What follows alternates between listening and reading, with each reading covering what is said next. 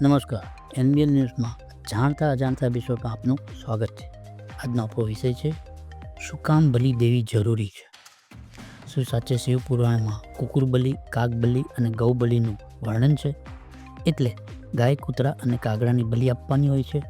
શિવજી તો નંદીથી ખૂબ પ્રેમ કરે છે, તો પણ ગૌ બલિ? તો પશુપતિનાથના શિવ પુરાણમાં આવું કેમ લખ્યું છે? આમ તો સાચું કહું તો મને ખૂબ ખુશી છે કે શિવ પુરાણમાં બલિનું વર્ણન છે, જેથી બલિ વિશેની જે સત્ય હકીકત છે તે આપણી સામે આવે. જીવપ્રેમી લોકોને બલિ આપવાની વાત હંમેશા હેરાન કરે છે. તમને પણ સચ્ચાઈથી હું અવગત કરાવીશ. તમે પણ બલિ આપો છો. નાનપણમાં હું શીખ્યો કે આપણા ભોજનમાંથી પહેલી રોટલી ગાયની અને છેલ્લી રોટલી કૂતરાની એમ કાઢવામાં આવે છે. તમે તો સાંભળ્યું જ હશે અને કદાચ કરતા પણ હશો. આપણી હિન્દુ જીવનશૈલીમાં બધા જ જીવ માટે બલિની વ્યવસ્થા કરવામાં આવી જ છે, જેથી કોઈ પણ જીવ ભૂખ્યું ન રહે. આપણા ભોજનમાંથી બીજાને ભોજન આપવામાં આવે તો બધાનો ઉદ્ધાર થઈ જાય. આપણા હિન્દુ ધર્મમાં બધા જીવોની સેવા કરવાનું લખ્યું છે. તો પછી બલિ વિશે કેમ લખવામાં આવ્યું છે? હિન્દુ ધર્મમાં બલિનો સાચો અર્થ થાય છે કે હિસ્સો આપો અથવા ભાગ આપો. આ બલિદાન શબ્દ અહિંસક ભાગીદારનું પ્રતીક છે, નહીં કે કોઈને મારી નાખવાની પ્રથા.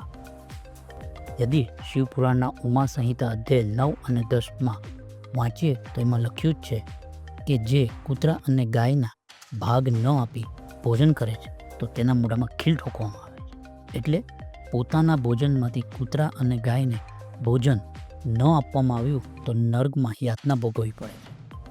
આગળ લખવામાં આવ્યું છે કે યમરાજના માર્ગમાં અનુસરણ કરવાવાળા જે 2 કૂતરા છે, હું એમને માટે અન્નમાંથી ભાગ આપું છું, જે આ બલિને ગ્રહણ કરે, અને પશ્ચિમ, વાયવ્ય, દક્ષિણ અને નૈઋત્ય દિશામાં રહેવાવાળા જે પુણ્યકર્મ કાકડા છે એ મારી આ બલિને સ્વીકારે.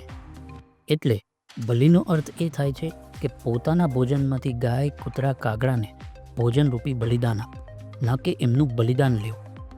આપણું શાસ્ત્ર જીવોને સેવા કરવાનું શીખવાડે છે, બલિ આપવાનું શીખવાડે છે, ભાગમાંથી ભાગ આપવાનું શીખવાડે છે, નહીં કે કોઈ જીવની હત્યા કરવાનું શીખવાડે. પરંતુ આપણે શિવપુરાણ વાંચીએ જ નહીં તો કઈ રીતે આપણને બલિનો સાચો અર્થ સમજાય? શિવપુરાણમાં એવું જ શીખવાડ્યું છે કે બલિ એટલે આપણા હિસ્સામાંથી કોઈ જીવને ભાગ આપવો, નહીં કે તેની હત્યા કરવી. આપણને અફસોસ થવો જોઈએ કે બલિ જેવા પવિત્ર શબ્દને આપણી સમક્ષ કેટલી ખોટી રીતે બતાવવામાં આવ્યો છે. આપણા ધર્મને બલિના નામથી કેટલો બદનામ કરી દીધો છે.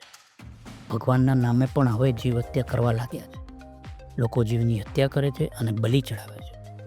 કોઈ ધર્મ વિરોધી અને પાખંડીય જ કૃત્ય આપણા ધર્મને ભોગવવા કર્યો છે. તમે વિચારો, જે ભગવાનને આખી સૃષ્ટિ બનાવી, કેટલાય જીવોને દુનિયામાં લાવ્યા છે, કેટલાય જીવોને મિટાવી દીધા, તો એ આપણી પાસે કઈ રીતે કશું માંગી શકે? પાખંડ અને નિર્લજ્જતા છોડો. ખરેખર ભગવાનને પ્રસન્ન કરવા હોય તો જીવને ખાવા આપો અને સેવા કરો. આપણા શાસ્ત્રમાં ક્યાંય એવું લખ્યું નથી કે જીવને મારશું તો ભગવાન પ્રસન્ન થશે, પરંતુ ગરુડ પુરાણમાં એની સજા જરૂર દર્શાવવામાં આવી છે. શિવ પુરાણ અને ગરુડ પુરાણમાંથી આપણને ઘણું બધું શીખવા મળશે, જાણવા મળશે.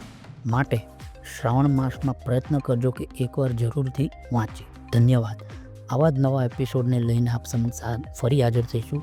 નમસ્કાર. હર હર મહાદેવ.